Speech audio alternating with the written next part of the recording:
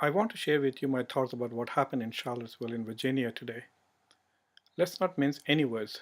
What happened today was terrible. It was clearly an act of domestic terrorism happening on a mass scale for an extended period of time. This event lasted for several hours as literally hundreds of white supremacists, fascists, went out there to terrorize not just the people of Charlottesville, but also the entire country. It is as if it was like a KKK event, but this time without hoods and without masks. In the past, the racists used to be ashamed of who they were and hid their identity.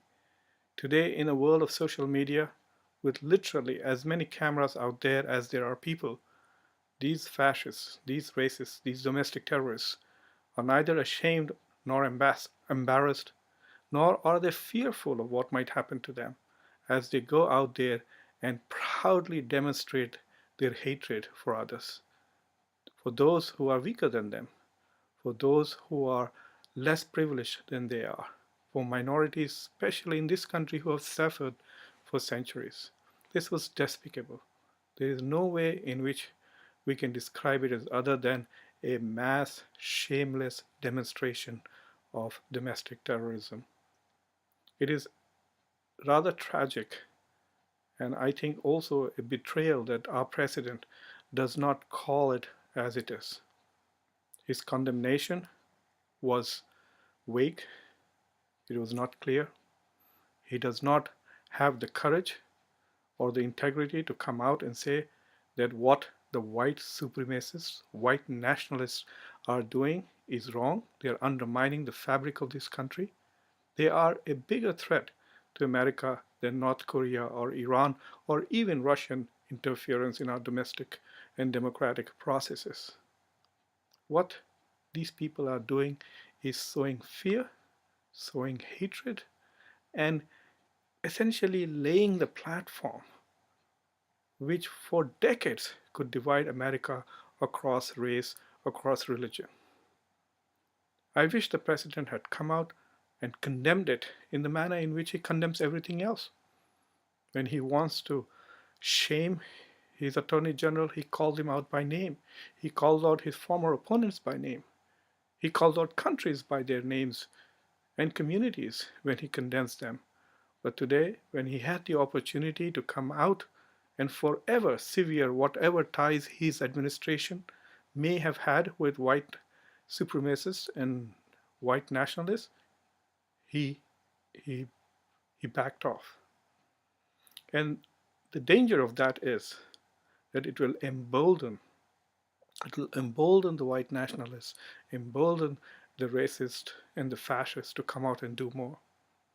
As it is, the failure of the mainstream political parties to fully condemn the rise of white nationalism in terms which is very clear continues to embolden them. The fact that we have people with white nationalist connections in the White House itself is indicative that this movement of hatred and intolerance has more momentum and more influence than we see today. If this hatred is not nipped in the bud, if our authorities do not take very strong and systematic steps to eliminate these movements and these hatred, then I fear that the next time we have an event like this, it will be with guns.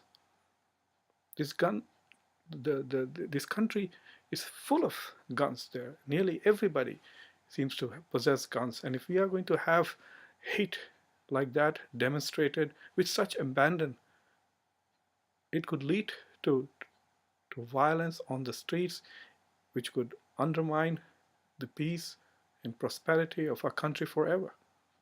We are rapidly becoming a banana republic. Political scientists will tell you one of the key describing or definitive characteristics of a nation state is its ability to monopolize violence, at least within its borders. And we can clearly see that, at least in the past year or two, that we are unable to control the violence that is taking place within our borders. It is extremely important at this moment in history that the condemnation of these actions come from the very top. But that is not enough. I hope the president instructs our law enforcement, especially the FBI, to investigate, to document, and to prosecute all those who are inciting hatred on the basis of religion or race.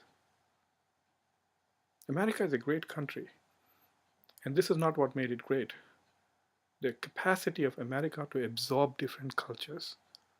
Not only does it absorb the strengths of different cultures and different races, but creates an atmosphere which allows those strengths to magnify themselves, to nurture them. The ingenuity that comes from different cultures, you can see them thriving in the United States today. This culture of fear, if it is generated, will not only push America behind, but will also diminish us as a nation that respects human rights and human dignity. The most fundamental element of human dignity is equality. And when people assert superiority on the basis of things which are given, I'm willing to listen to people if they say we are a hardworking community, we work harder than others, we are a more compassionate community, we give more charity than others, fine. But the fact that we are superior to others by virtue of our birth, and therefore we need to have more privileges at the expense of others, is a horrendous and horrific idea, quite un-American, and inhuman, really. I've been watching the images, watching the videos of Charlottesville all day long, listening to commentary, and I still can't believe that this is happening in America. And even those who are condemning what's happening in Charlottesville are also invoking images of hatred and violence. And I appeal to those moderates who are genuinely horrified by what they are seeing is to come forward and condemn it, but do not also advocate violence or encourage hate. There is a segment in our country who fear that the future of America is not good for them.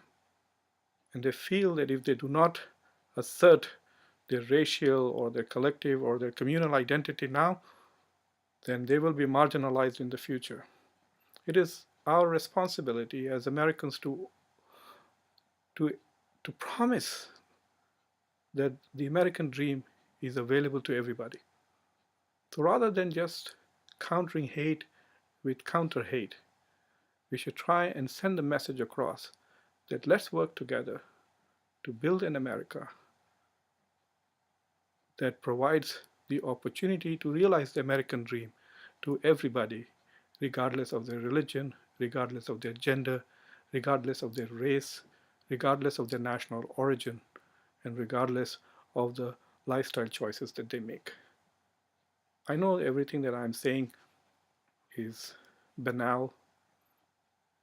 There's nothing special that I'm trying to say. Leaders all over the world, when they appeal for unity and sanity, make the same kind of appeals. But I felt that the stakes are too high for me to sit back, and I want to come out there and say that I want to be part of the solution.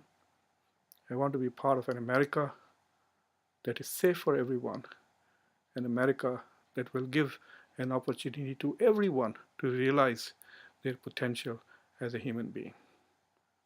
God bless America.